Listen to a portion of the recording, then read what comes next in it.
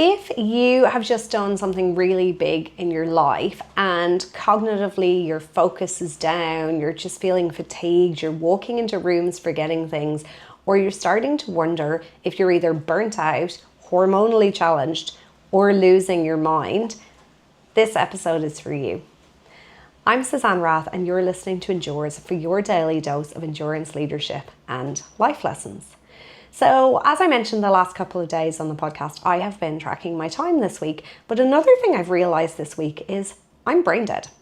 So this is my first full week back at work after last week returning from Brazil.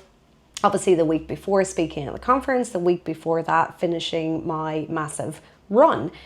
And I'm really feeling it in terms of my forgetfulness, sending emails without the right things, driving into town without the right things, leaving my house without my laptop, wondering why the dog, who I've just taken home from the vet and left in the house, is not still in the car, right? If you know, you know. I can completely empathize with working parents right now and how you forget if your child is in the car or not in the car, right? Because the mental fatigue is real.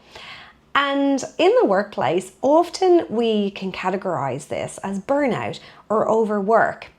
But I have made these mistakes of pushing myself incredibly hard and then paying for it in a cognitive way so that you don't have to. So let me share with you. First of all, I knew recovering from this Sydney-Newcastle run that the recovery would take about 4 weeks. I'm not even quite at that 4-week block yet. And while my actual muscle recovery has been pretty good, I need to learn to treat my brain the same way. And generally I do. So just how we train endurance within our bodies, we need to train endurance within our minds. And this is not just endless pushing through and resilience and all that kind of stuff, but it's also how we shift focus, how we nourish our brain, how we take micro breaks, the quality of our sleep, and so on. Now, there's been some pretty major physiological things that have just happened with my brain.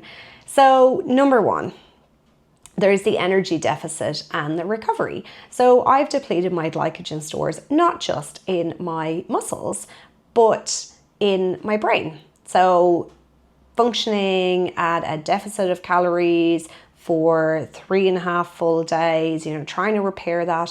And then, let's be honest, probably not repairing it the best way. Going to the Hunter Valley, having like a nice glass of wine, having the cheese, etc., etc. All of these things take a toll, and over a period of time, if we're not mindful of them, they are depleting our energy and our capacity. So this definitely impacts our cognitive performance. The second thing is that normal brain fatigue after an endurance event that makes our thinking slower, that reduces our memory, that maybe reduces our motivation. Now, while I certainly thought that I gave myself plenty of recovery time, the depletion of neurotransmitters, the reduced sort of working focus and decision-making capacity and the increased inflammatory markers, that stuff physiologically takes time to clear. So we run a concussion clinic. I have had a post-concussion syndrome.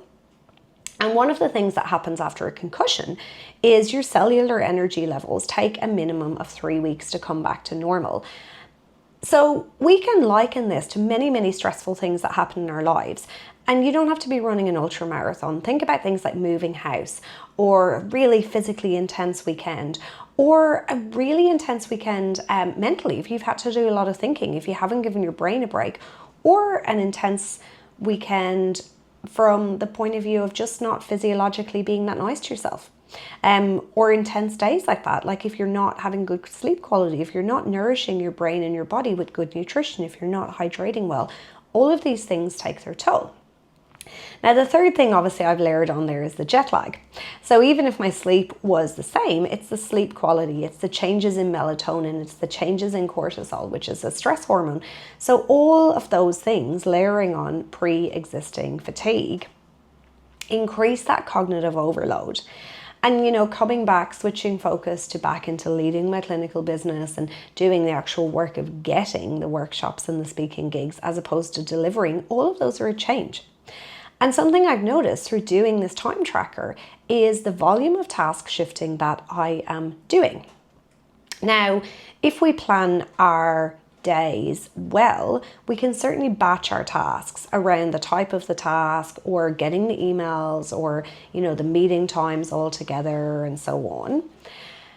But definitely when we're task switching, it adds fuel to this fire. And something I've noticed that I'm doing is like periods of 15 minutes or 30 minutes are just disappearing because I task switch. I go to reply to a message, I go to reply to an email, I get stuck into something else. And if I think to myself, what have I just done for that half an hour? It's really hard to quantify it. And this is when we finish our days feeling really frazzled. Whereas if we have these focus blocks where we have those twiddly tasks all into 1 or 2 blocks of time, then we can knock off the boring to-do list items, but we can also knock off the things that really, really move the needle. And so my thoughts for you, if this is something that you're struggling with, and it's certainly something I'm going to do myself, is to structure things by cognitive load. So keeping just that 90-minute block for my big tasks, like the real thinking brain power tasks, and being happy I've achieved that. Keeping that block for sort of light admin, because you have to do the to-do list things, right? Like I certainly have identified things I can outsource maybe more or train someone else in, but that doesn't happen overnight. So, and there's life admin and there's things that maybe you want to do, right? So keeping that into a block and then keeping the actual people block together. So the meetings, the response to people, the connections and so on at that most social part of the day. So if you are struggling with this, again, just a little reminder to see that little spacey moment there, a little reminder to think about your brain in the same way as you would think about your muscles. We train it for resilience, for performance and so on, but we need to leave it those little rest phases to adapt. We need to nourish it well, and we need to really appreciate it as we only have one. Thanks for joining me. I'll see you tomorrow for more from Endures. Bye.